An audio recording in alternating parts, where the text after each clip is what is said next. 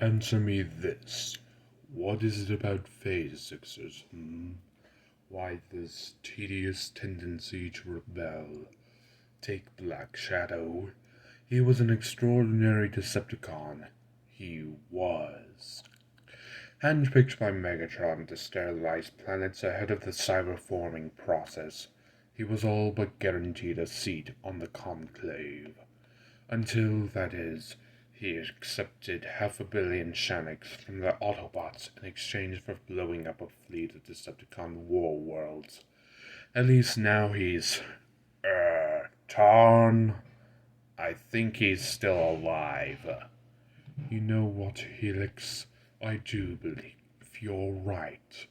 When he stopped sobbing and begging for his life, I assumed that was that. Kaon, give him one last jolt and release him.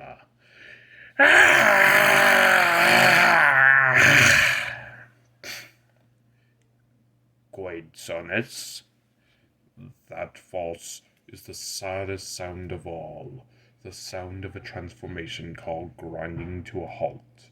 But don't worry, I'll play him some music to take his mind off the paralysis. Voss is something of a linguistic purist. He only speaks the primal vernacular, what you Philistines call Old Cybertronian. I've been trying to teach him a few phrases of Neo-Cybex, but he's only managed a few words so far. Just get it over with. I don't think you quite appreciate how this works.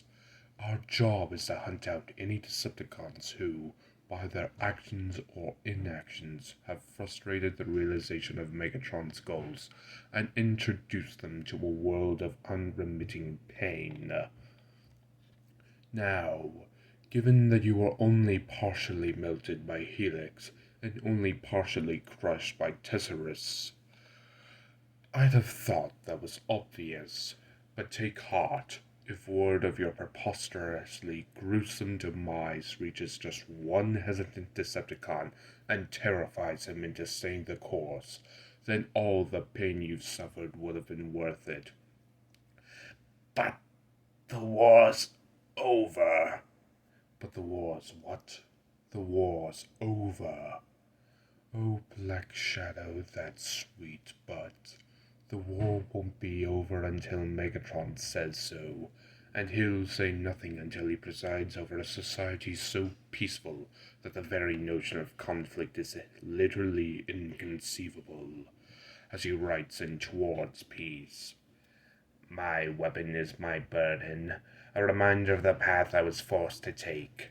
When the word weapon is emptied of meaning, when the purpose of a weapon is impossible to grasp, when the rejection of my weapon is of significance to no one other than myself, only then shall I remove it from my arm.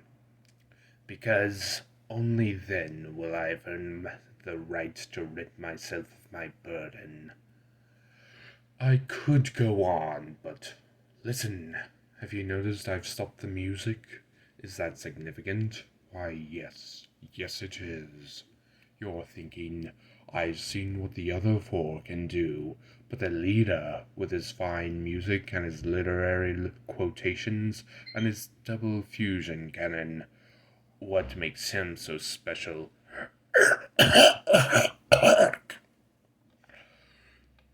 Here's the thing. They say I can talk people to death. Weaponized conversation, they say. I don't know. I say, sounds a bit pretentious. Maybe so, they say, but you can modulate the timbre of your voice so that it falls into step with the pulse of the listener's spark. Well, I say, there is that. And then by gradually lowering your voice, they say, you can coax the spark into giving up. That's what they say. What do you say?